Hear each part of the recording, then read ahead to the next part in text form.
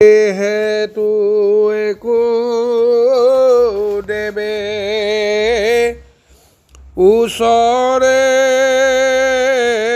নাসন্ত জগতৰ অন্তৰ্যামী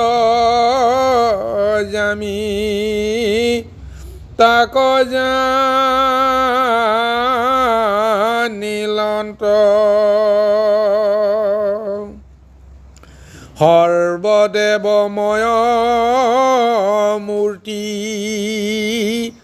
ভগৱন্ত হৰি তেতিখনে আবিৰ্ভাৱ ভৈল কৰি এৰাম জগত নিবাস দেৱ ভকত বৎসল ভকত গজৰ দুখ জানিলা সকল অদ্ভুত তুতি শুনিয়া কৃপাময়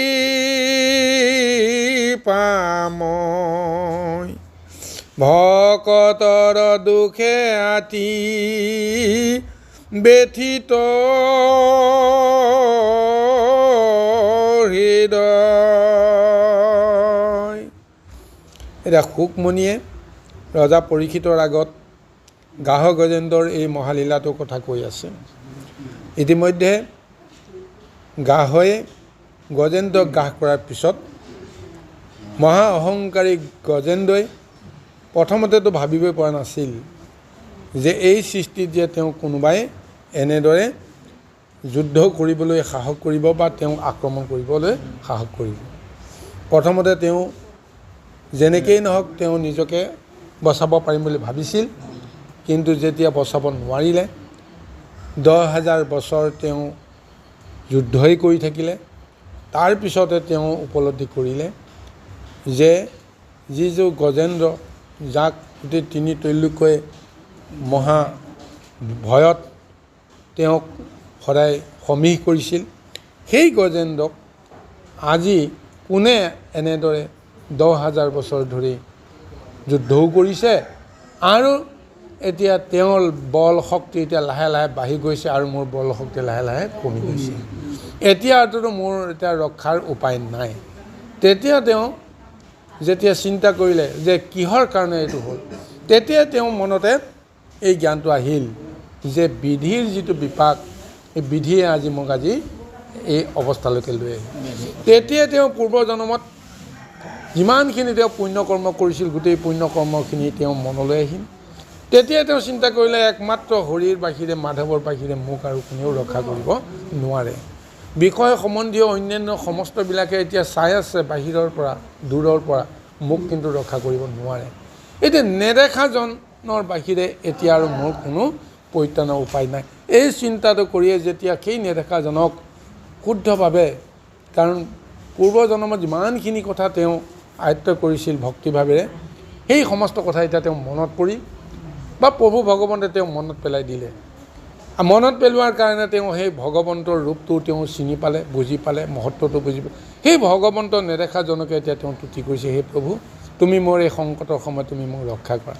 এই বুলি যেতিয়া তেওঁ মহাতুতি কৰি থকাটো গম পাই গৈছে ঋষিসকলে, মনুষ্যসকলে বা অন্যান্য যিসকল দেৱ দেৱতা সমস্তবিলাকেতো যুদ্ধখন হৈ থকা সময়তেতো আহি চাই আছে কি হ'ব কি নহ'ব।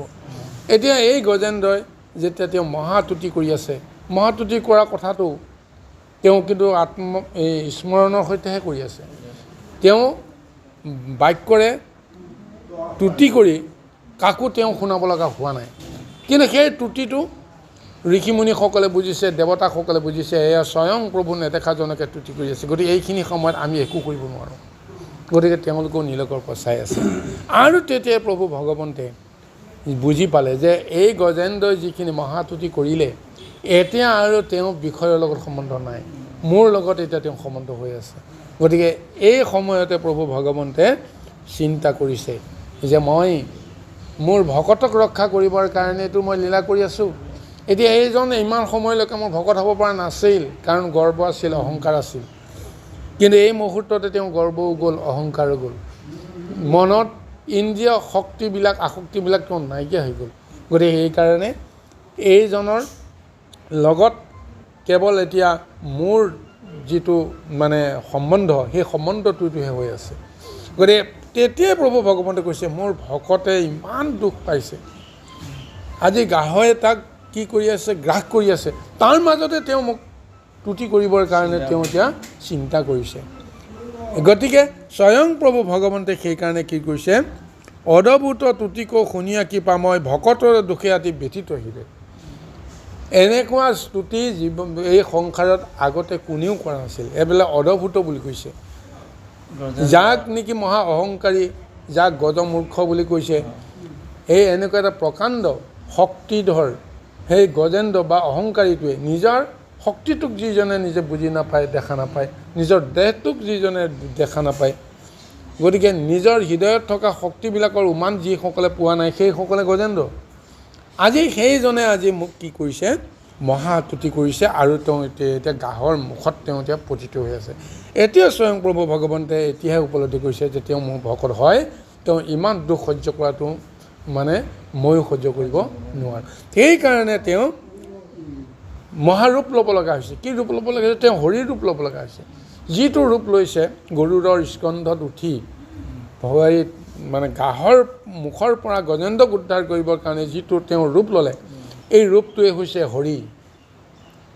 গতিকে প্ৰভু ভগৱন্তে 4টা যুগত 4টা মহা অৱতাৰ ধাৰণ কৰিছে। সত্য যুগত তেওঁ মহা অৱতাৰ ধাৰণ কৰিছিল হৰি ৰূপত। মৎস্য, কুৰ্ম, বৰাহ এইবিলাক এটা এটা মানে ক্ষুদ্ৰ ৰূপ বুলিয়ে ক'ব লাগিব, ক্ষুদ্ৰ ৰূপ। কিন্তু সত্য যুগৰ মহাৰূপটো হৈছে হৰি, ত্ৰেতা যুগৰ মহাৰূপটো হৈছে ৰাম, আৰু দ্বাপৰ যুগৰ মহাৰূপটো হৈছে কৃষ্ণ, কলি যুগৰ মহাৰূপটো হৈছে জগন্নাথ। গতিকে সেইকাৰণে 4 নাম হৰি, ৰাম, কৃষ্ণ, জগন্নাথ। এই 4 নামে 4 যুগ উদ্ধাৰ কৰি আছে। আজি ঠিক তেনেকৈ গজেন্দ্ৰকো উদ্ধাৰ কৰিবৰ কাৰণে স্বয়ং প্ৰভু ভগৱন্তে হৰি ৰূপ লৈ হৰি অৱতাৰ ধাৰণ কৰি তেওঁ গজেন্দ্ৰৰ ওচৰলৈকে আহিছে। অসংখ্যাত দেৱ গণ লগত আচৰ, চতুৰ্ভীতি বেহি সবে কৰে জয় জয়। আতি শীঘ্ৰে বেদময় গৰুৰে বহয়, তুলি ওপৰক চক্ৰ আখে কৃপাময়।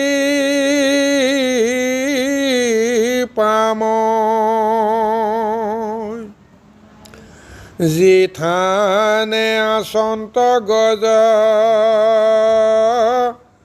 মহাদুখে পুৰি, একে নিমিষে তাক পাইলা দে বহুৰি। সৰোবৰ মধ্যে বল বন্তগাহে পাই, ধৰি আছে আতি আৰ্ত ভৈলা গজৰাই।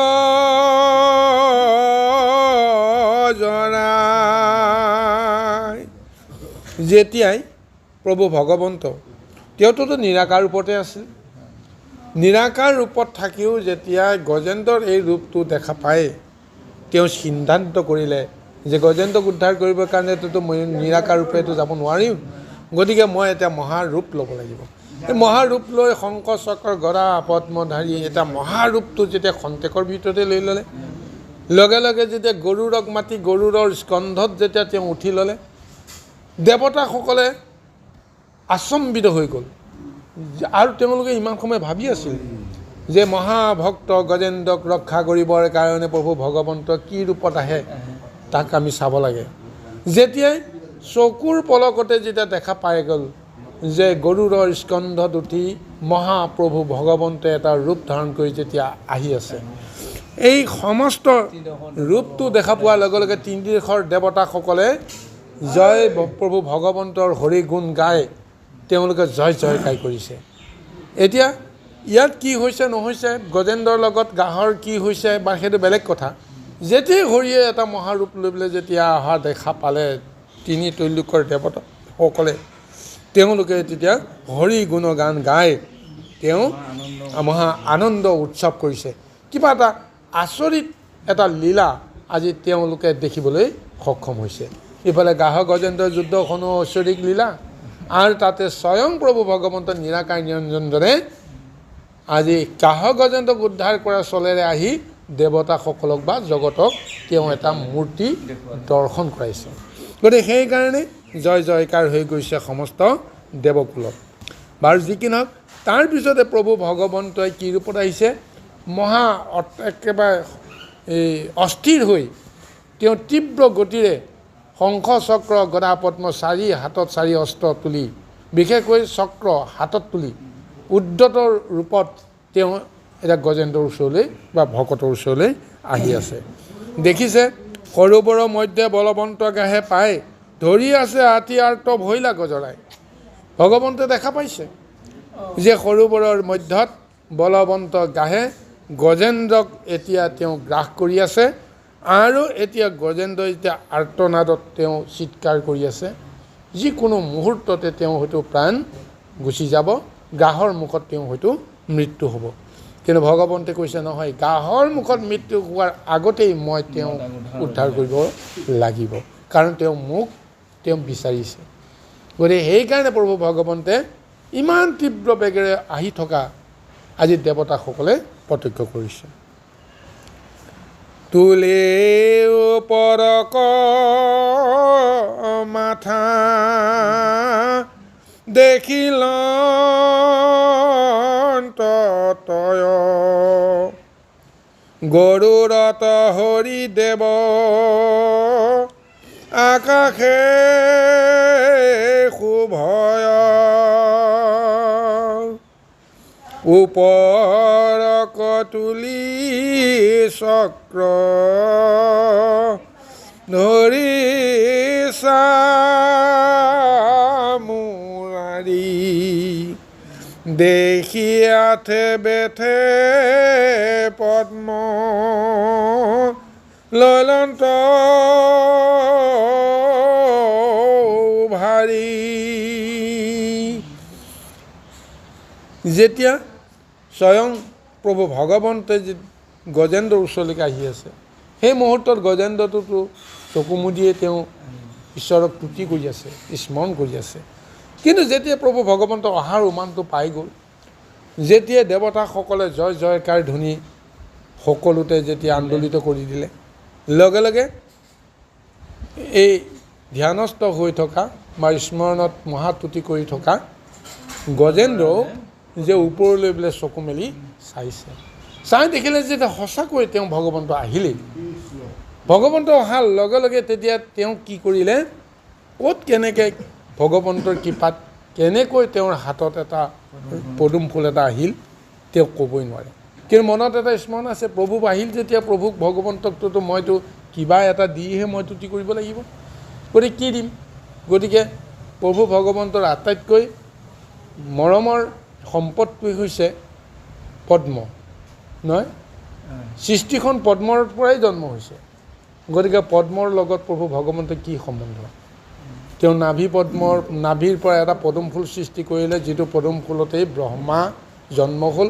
ব্ৰহ্মাৰ পিছতে সেই পদুম ফুলৰ মহত্বৰে গোটেই সংসাৰখন তেওঁ মানে সৃষ্টি কৰালে ব্ৰহ্মাৰ জৰিয়তে।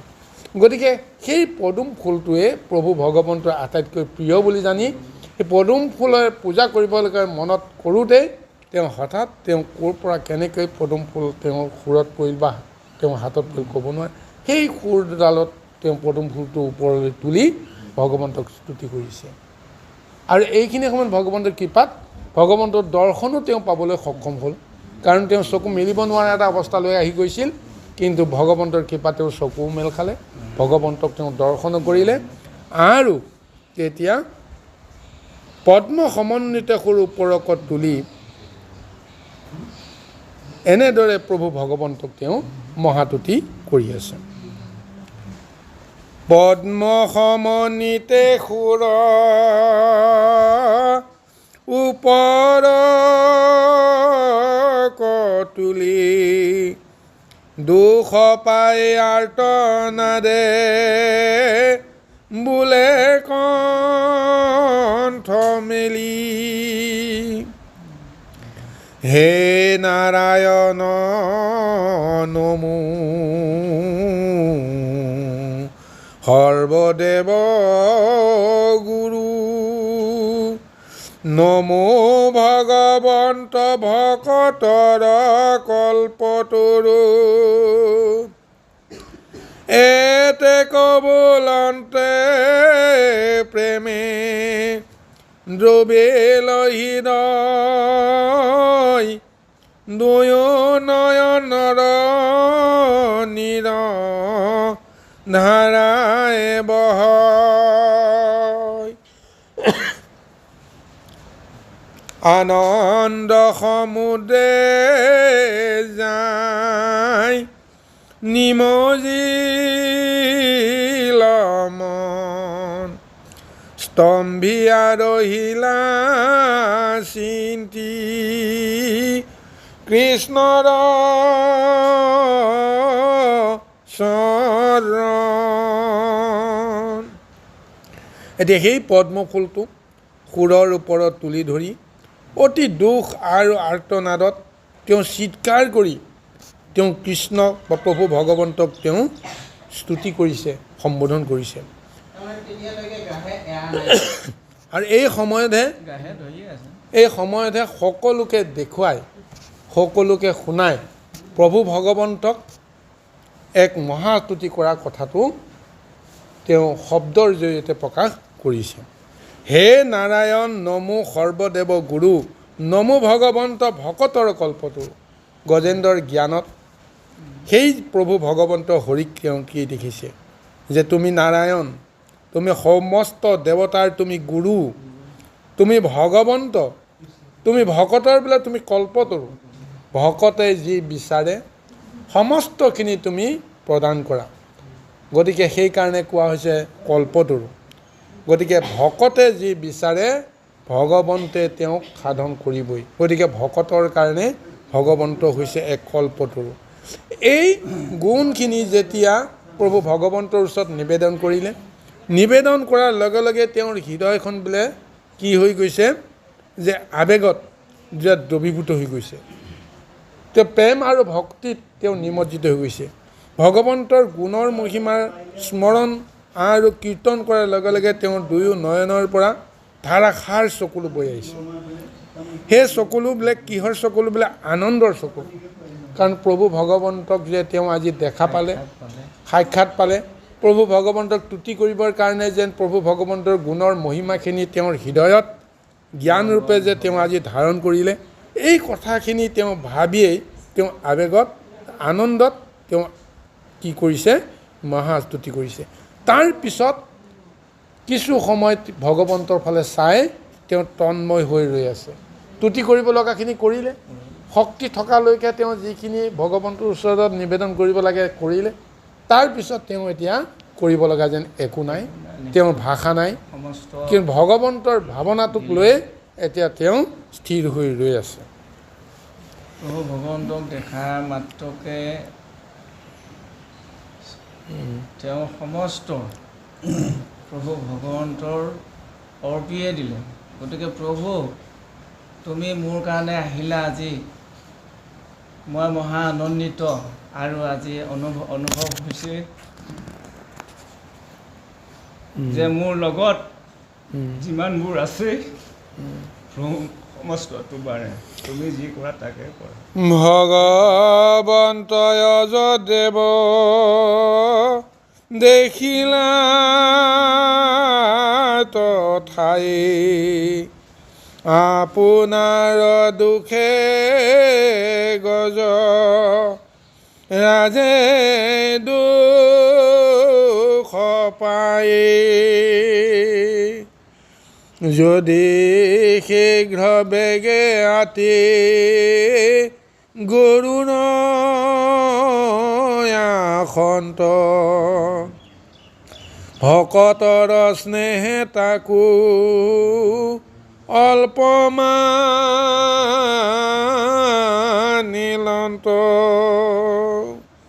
এতিয়া প্ৰভু ভগৱন্তে গৰুড়ৰ এই মহাস্তুতিত তেওঁ এতিয়া অনুভৱ কৰিছে, তেওঁ দেখিছে যে এই গজেন্দ্ৰই এতিয়া তেওঁ নিজৰ কৰ্মৰ কাৰণে নিজে কিমান এতিয়া দুখ পাব লগা হৈছে, নিজৰ কৰ্ম দুখত তেওঁ পতিত হৈছে আৰু সমস্ত দুখ এতিয়া তেওঁ মোক নিবেদন কৰি এতিয়া তেওঁ মহা দুখত আছে।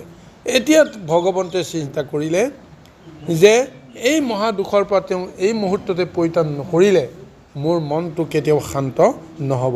এই বুলি প্ৰভু ভগৱন্তে যদিও অতি শীঘ্ৰ বেগত আহি আছে, গৰুড়ৰ সমান বেগী এই জগতত আৰু কোনো নাই, সেই গৰুড়ক সেইকাৰণে তেওঁ বাহন হিচাপে তেওঁ গ্ৰহণ কৰিছে। কিন্তু সেই গৰুড়ে যিটো গতিত আহিছে, আজি ভগৱন্তই ভকতৰ দুখটো দেখা পায়, সেই গতিটো বোলে একেবাৰে মানে মন্থৰ বুলি তেওঁ চিন্তা কৰিছে।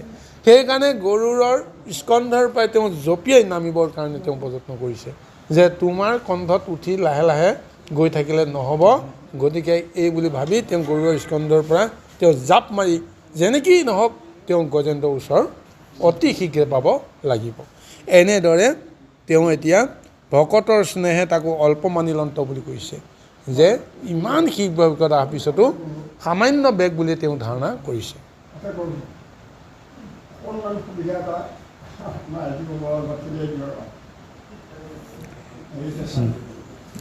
এটা আছে ভকত গজৰ দুখ নসহে হৃদয় লাম্ফ দিয়া গৰুড়ৰ নামি দয়াময় গাহে সমনিতে গজ ৰাজক কৃপায়ে সৰোবৰ হন্তে টানি আনিলা লীলায়ে এ নাম চক্ৰ ধৰি গ্ৰাহৰ যে চিৰিলা কোৱাৰী গজেন্দ্ৰক নিস্তাৰিলা ভক্ত ভয়হাৰী